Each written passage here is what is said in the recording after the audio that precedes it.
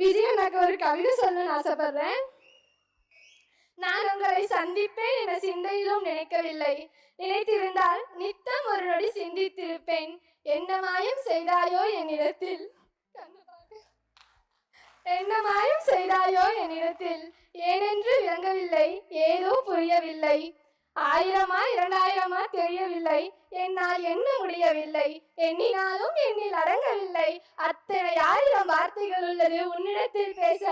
என்ன மாயம் செய்தாயோ என்னிடத்தில்.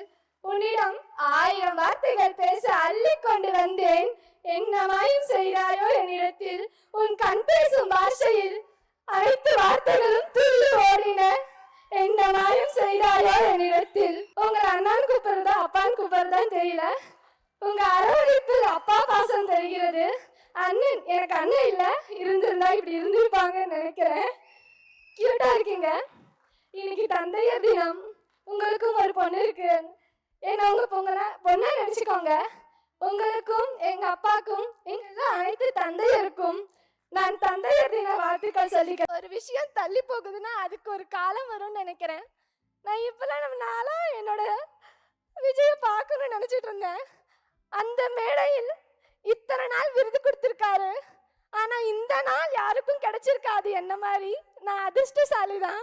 என்னோட ஃப்ரெண்ட்ஸ் எல்லாரும் உங்களை கேட்டேன்னு சொன்னாங்கன்னா, தந்தையர் தினத்தன்னைக்கு என் தந்தைக்கும் விஜய் தந்தைக்கும் இங்குள்ள அனைத்து தந்தையருக்கும் என் இணைய தந்தையர் தின நல்வாழ்த்துக்கள்.